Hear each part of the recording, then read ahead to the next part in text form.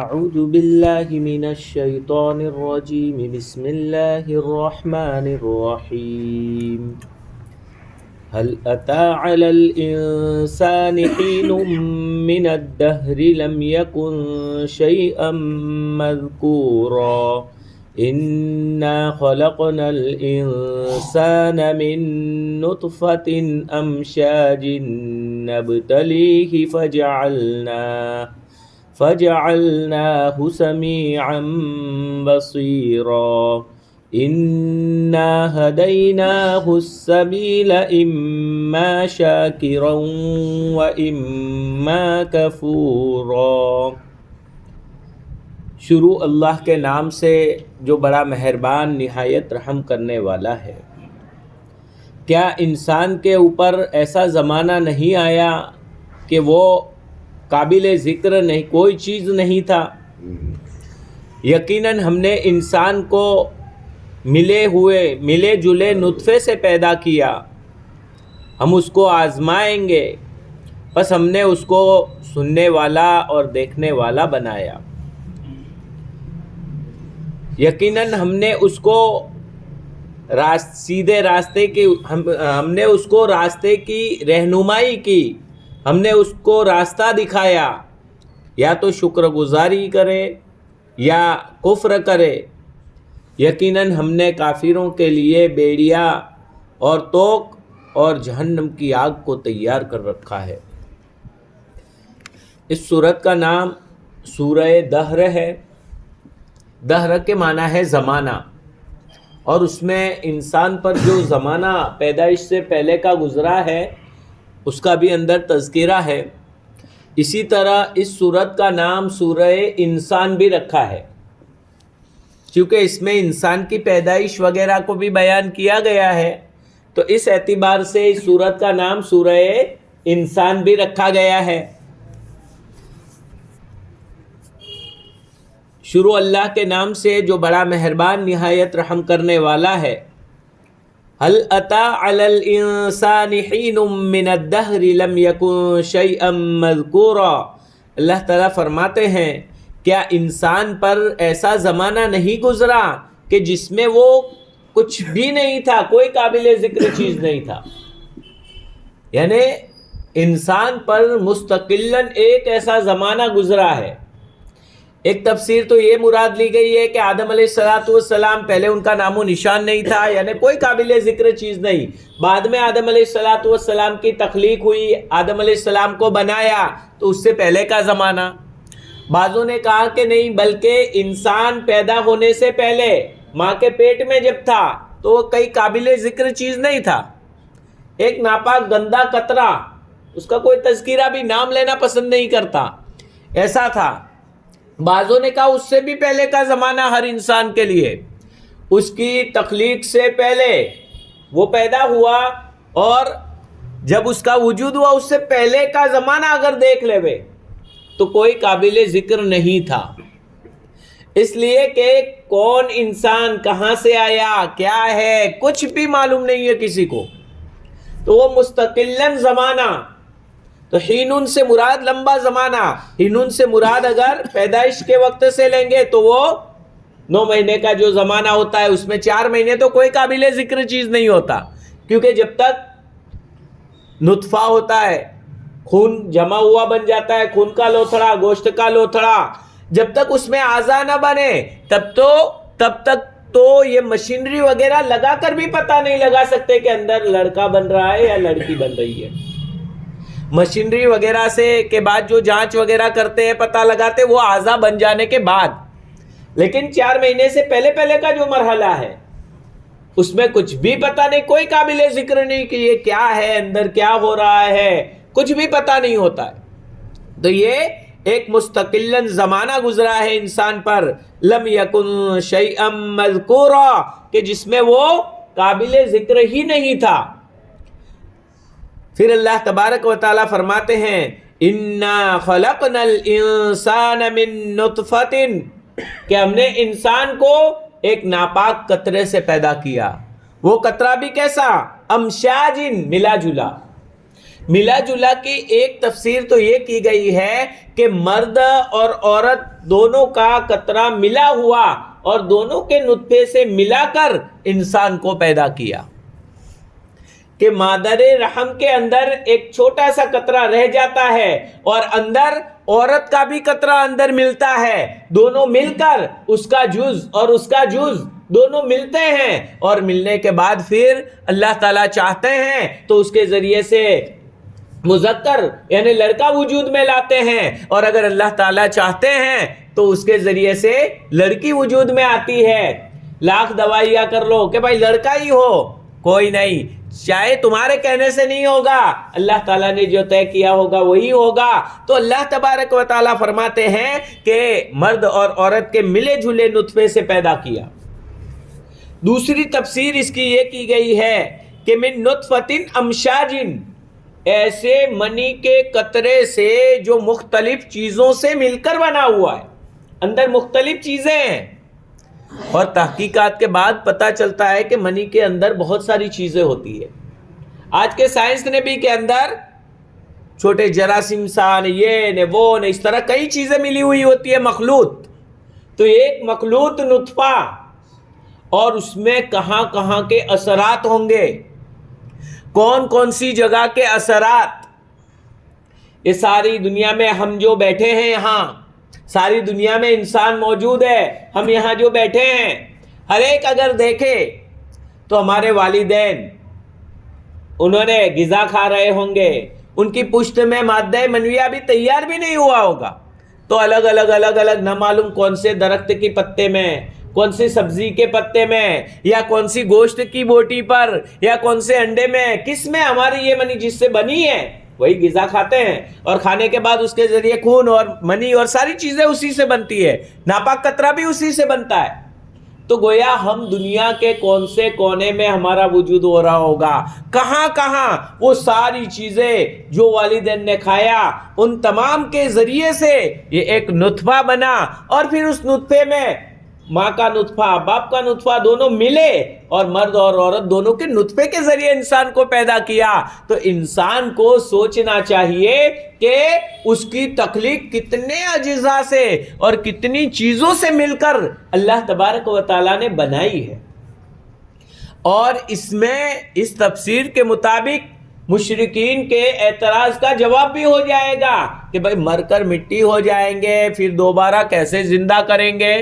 مشرکین کو یہی اعتراض تھا کہ جب مر کر مٹی ہو جائیں گے، یہ جسم گل سڑ کر ختم ہو جائے گا تو دوبارہ کیسے اٹھائے جائیں گے۔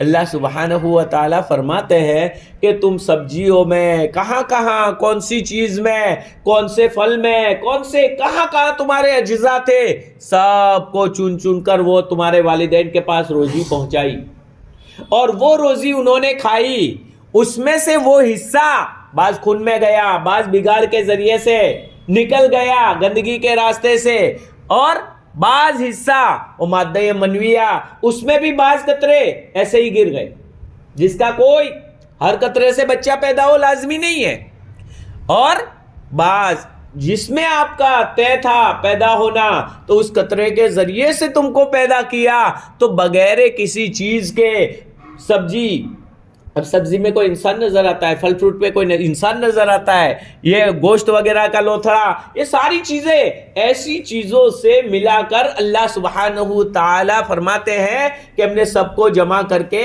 تمہیں ماں کے پیٹ کے اندر اتنا بڑا انسان بنا دیا، اور یہ دنیا کے اندر ہم لائے ہیں۔ جب پہلی مرتبہ ہم اتنا سارا کر سکتے ہیں تو اب تو تم پیدا ہو گئے ہو، اور پیدا ہونے کے بعد دوبارہ زندہ کرنا وہ کہاں مشکل ہے، یہ تو بڑا آسان کام ہے۔ پہلی مرتبہ کا مشکل تھا، وہ جب ہمارے لیے میں وہ قدرت والا ہوں، میں وہ طاقت والا ہوں کہ میں یہ سب کے ذریعے اس طرح بنا سکتا ہوں، تو پھر وہ کام تو میرے لیے بہت ہی آسان ہے۔ گویا اس صورت کے اندر اللہ رب العالمین اپنی قدرت کو بتا رہے ہیں، اپنی طاقت کو بتا رہے ہیں، اپنے سپر پاور ہونے کو بتا رہے ہیں کہ سارے سپر پاور میرے سامنے فعال ہے، اور اس سے ہمیں اللہ تبارک و تعالیٰ کی قدرت کو سمجھنا چاہیے کہ اللہ رب العالمین اس طرح انسان کو وجود میں لا سکتے ہیں۔ کیا وہ اللہ رب العالمین چاہے تو دشمنوں کو نہیں منیا میٹ کر سکتے؟ کیا وہ اللہ رب العالمین چاہے تو ہمارے مسائل نہیں حل کر سکتے؟ وہ اللہ رب العالمین، لیکن جو تکالیف اور پریشانیاں آ رہی ہے وہ خود ہمارے اعمال کی وجہ سے آ رہی ہے. ہمارے اعمال بگڑ رہے ہیں جس کی وجہ سے یہ تکالیف اور پریشانیاں آ رہی ہے. ایک حدیث مبارکہ میں ہے کہ تمہارے جیسے اعمال ہوں گے ویسے تمہارے اوپر گورنر اور حاکم مسلط ہوں گے. اب ہر آدمی اپنے اپنے طور پر تنہائی میں سوچے کہ ہم کیسے عمل کرتے ہیں، اور اکثر کے اعتبار سے، زیادہ تر غالب کے اعتبار سے، بعض نیک لوگ ہو، دیندار ہو، وہ الگ ہے، لیکن اکثریت جیسی ہوتی ہے اسی کے مطابق اللہ تبارک و تعالیٰ کی طرف سے آسمان سے فیصلے نازل ہوتے ہیں.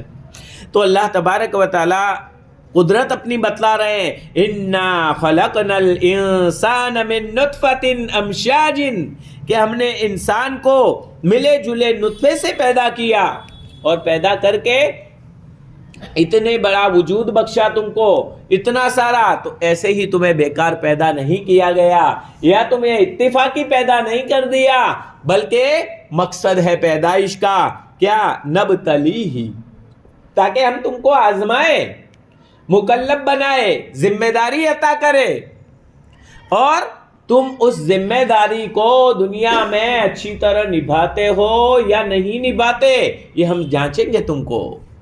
اسی امتحان کے لیے، اسی آزمائش کے لیے اللہ رب العالمین نے یہاں دنیا میں بھیجا ہے. تو یہ مقصد بھی بتلا دیا کہ ملے جلے نطفے سے پیدا کیا، نبتلیہ، تاکہ ہم اس کو آزمائے کہ وہ ہماری مرضیات کے مطابق چلتا ہے یا نفسانی خواہشات کے مطابق چلتا ہے. فَجَعَلْنَاهُ سَمِيعًا بَصِيرًا، اور ہم نے اس کو، لہذا ہم نے اس کو سننے والا بھی بنایا، دیکھنے والا بھی بنایا، تاکہ ہدایت کی باتوں کو سنے بھی، ہدایت کی باتوں کو دیکھے بھی، خدا کی قدرت کو سنے بھی، خدا کی قدرت کو اپنی آنکھوں سے دیکھے بھی، اور اس کے بعد پھر جم جائے. اسی لیے اللہ تبارک و تعالیٰ نے سمیعا بصیرا، سننے کی طاقت، سمجھنے کی طاقت، بصارت، یہ ساری اللہ تبارک و تعالیٰ نے انسان کو عطا کی، تاکہ وہ اللہ سبحانہ و تعالیٰ کے احکامات کو پورا کرے. اتنا ہی نہیں، اِنَّا هَدَيْنَاهُ السَّبِيلَ، پھر ہم نے اس کو راستے کی رہنمائی کی، راستہ دکھایا، ہم نے اس کو راستہ دکھایا.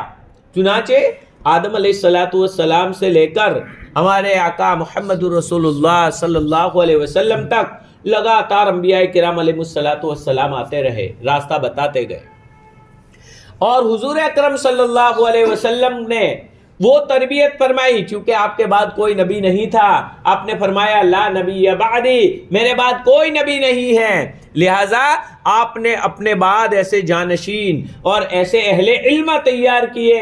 العلماء ورثۃ الانبیاء، کہ علماء یہ انبیاء کے وارثین ہیں، ایسے وارثین تیار کیے کہ جو دنیا کے اندر اللہ کے رسول کا دین ایک ایک گھر تک، ایک ایک جگہ تک پہنچائے، اور یہ ساری چیزیں ہمارے سامنے دین کی آ جاوے. تو گویا یہ اللہ تبارک و تعالیٰ آج بھی یہ کام، یہ سلسلہ جاری ہے کہ تفسیروں کے ذریعے، بیانوں کے ذریعے، دعوت و تبلیغ کے ذریعے، الگ الگ محنتوں کے ذریعے سے، خانقاہوں کے ذریعے، الگ الگ طریقوں کے ساتھ، جمعہ بیانوں کے ذریعے سے لوگوں کے سامنے باتیں آ رہی ہے کہ بھائی یہ حق کا راستہ ہے، یہ باطل کا راستہ ہے، حق پر چلو گے تو کامیاب ہو جاؤ گے، اور ناحق پر چلو گے تو ہمیشہ کی آخرت کو خراب اور تباہ و برباد کر کے بیٹھ جاؤ گے. لہٰذا اب کون سا راستہ چننا اور کس راستے پر ہمیں چلنا، یہ خود ہمیں طے کرنا ہے. اِنَّا هَدَيْنَاهُ السَّبِيلَ، اللہ تعالیٰ اس لیے فرماتے ہیں کہ ہم نے راستے کی رہنمائی کر دی. اب اما شاکرا و اما کفورا، دو ہے اب تمہارے سامنے کہ بھائی یہ اچھا نہیں، یہ برا، ہم نے بتا دیا. انبیاء کرام علیہ السلام اور ان کے وارثین، صحابہ کرام، تابعین، تبع تابعین، علماء اعظام، یہ سب بتلا دیتے ہیں بھائی یہ صحیح راستہ، یہ غلط راستہ. اب چلنا تو ہم لوگوں کو ہے، چلنا ہم تمام کو ہے. تو اما شاکرا و اما کفورا، یا تو شکر گزاری والا راستہ، یا تو اللہ رب العالمین کو مان کر اللہ رب العالمین کی اطاعت کر کے، اللہ رب العالمین کی فرما برداری کر کے، ہر بات میں میرا رب مجھے دیکھ رہا ہے، میرے رب نے مجھے پیدا کیا ہے، میرا رب ہی مجھے بنانے والا ہے، اور بنانے والا ہے تو مجھ پر حق بھی میرے رب کا ہے، یہ سنے گا، اور یہ اما شاکرن، یہ شکر گزاری کرے گا، یا تو شکر گزاری والا راستہ، تو یہ شکر گزاری کرے گا کہ مجھے بنانے والا، وجود بخشنے والا، مجھے لیکن میرے نطفے کو بھی بنانے والا، اور میرے والدین نے جو چیزیں کھائی اور یہ نطفہ بنا ان چیزوں کو بھی بنانے والا، تو ہر طرح سے وہ بنانے والی ذات، وہ اللہ رب العالمین کی ذات، تو وہ کہ بنانے والا وہ رب، اور نطفہ پیدا کرنے والا، دونوں کو میاں بیوی کو جمع کرنے والا، جمع کرنے کے بعد پھر اندر سے ہمارا وجود، پھر ماں کے پیٹ کے اندر پرورش کرنے والا، اس کے بعد پھر باہر لانے والا، دنیا کے اندر بچپنے میں خیال رکھنے والا، والدین کے دلوں میں شفقت ڈالنے والا۔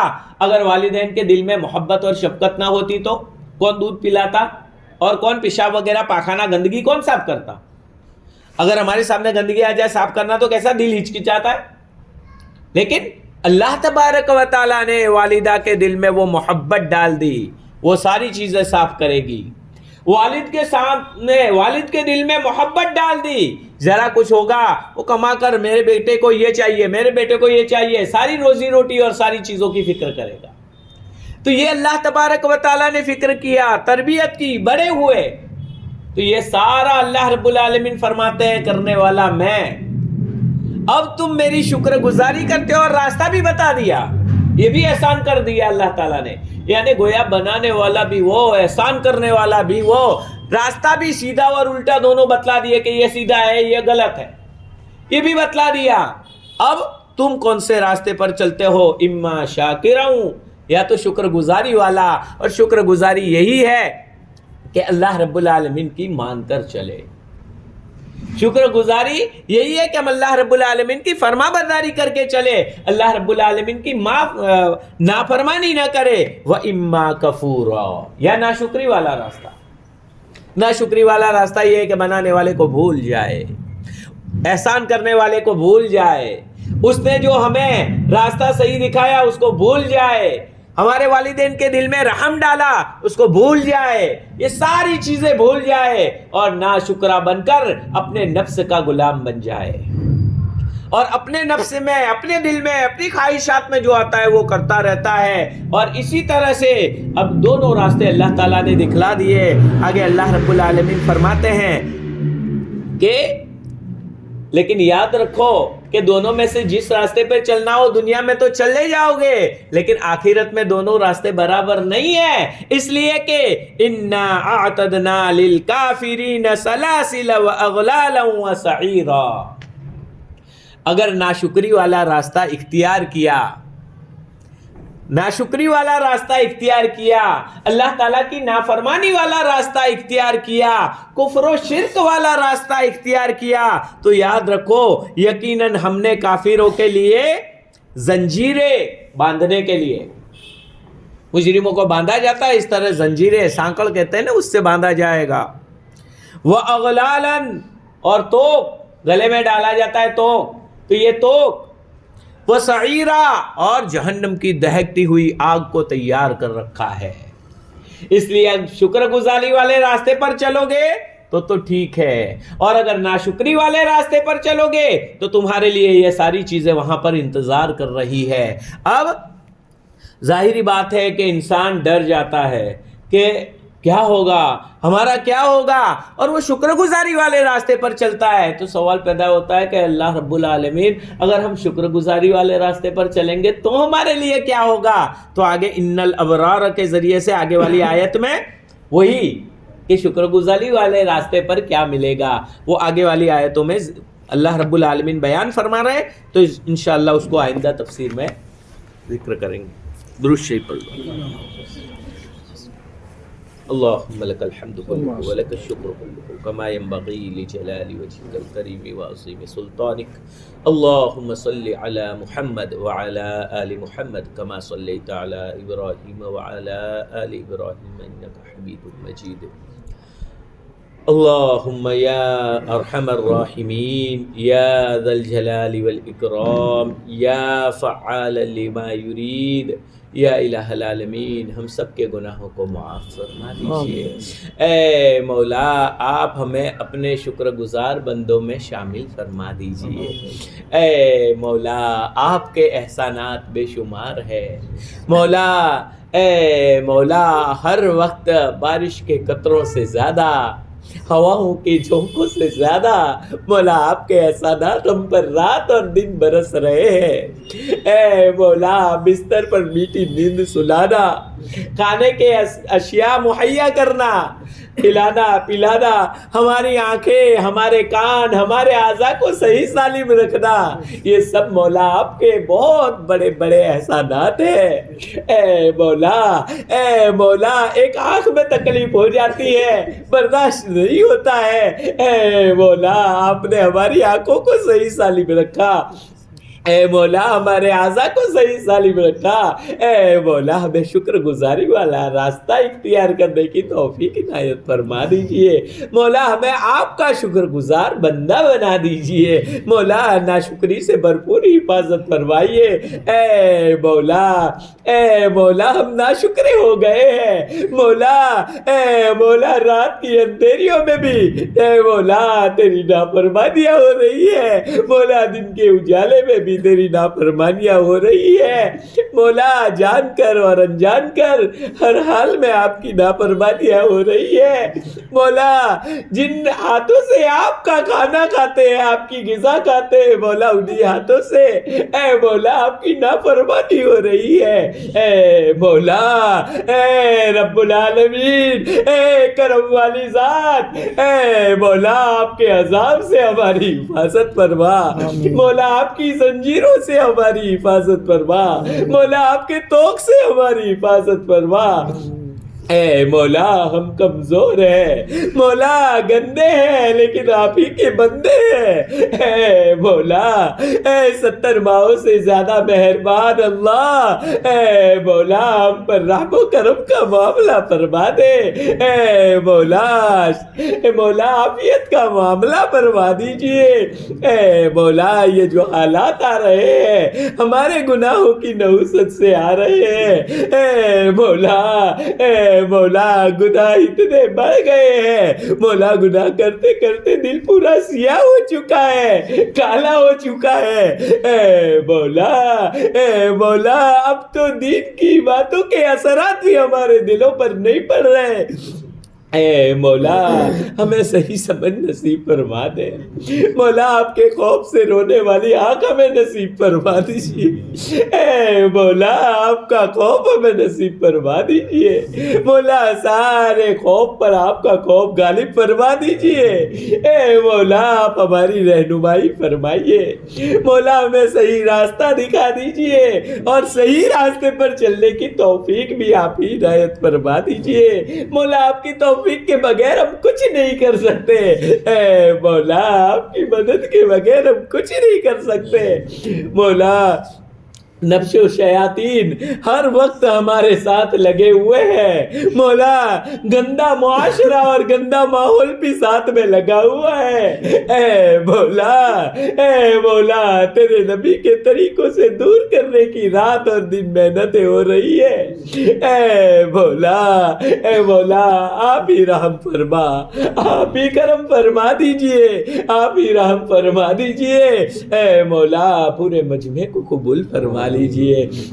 اے مولا جنہوں نے دعا کے لیے کہا ہے، لکھا ہے، متوقع ہے مولا، تمام کی جائز تمناؤں کو پورا فرما دیجئے۔ اے مولا موت سے پہلے اے مولا موت کی تیاری کر لینے کی ہمیں توفیق عنایت فرما دیجئے۔ اے مولا جتنی بھی دین کی حق محنتیں ہو رہی ہے تمام کو آپ قبول فرما لیجئے، کام کی اور کام کرنے والوں کی حفاظت فرما لیجئے۔ اے مولا تمام دین کا کام کرنے والوں کی حفاظت فرمائیے۔ اے مولا جہاں کہیں بھی آپ کے دین کے لیے جس لائن سے بھی جد و جہد کر رہے ہیں، اے مولا تمام جگہ مسلمانوں کی مدد فرمائیے مولا، مظلومین کی بھرپور حمایت اور نصرت فرما دیجئے۔ مولا اسلام کا بول بالا فرما دیجئے، مولا اسلامی حکومت کو عام فرما دیجئے، مولا ساری دنیا میں اسلام اور مسلمانوں کو غالب فرما دیجئے، اے مولا ہمارے مرحومین کی بال بال مغفرت فرما دیجئے، ہمارے بیماروں کو شفائے کاملہ دائمہ نصیب فرما دیجئے، اے مولا ہمیں ہمارے والدین کی قدر کرنے کی توفیق عنایت فرمائیے، اور جن کے والدین میں سے کوئی ایک یا دونوں انتقال کر گئے مولا ان کی بال بال مغفرت فرما دیجئے، اے مولا ہماری ٹوٹی پھوٹی دعاؤں کو محض اپنے فضل و کرم سے اور جناب آقا محمد الرسول اللہ صلی اللہ علیہ وسلم کے صدقے طفیل میں قبول فرما لیجئے۔ اللہم ربنا تقبل منا انکا انت السمیع العلیم وتب علینا یا مولانا انکا انت التواب الرحیم۔ اللہم انا نسألک من خیر ما سألک منہ نبیک وحبیبک سیدنا محمد صلی اللہ علیہ وسلم ونعوذ بک من شر ما استعاذک منہ نبیک وحبیبک سیدنا محمد صلی اللہ علیہ وسلم۔ انت المستعان وعلیک البلاغ لا حول ولا قوة الا باللہ العلی العظیم۔ سبحان ربک رب العزت عما یصفون وسلام علی المرسلین والحمد للہ رب العالمین برحمتک یا ارحم الراحمین۔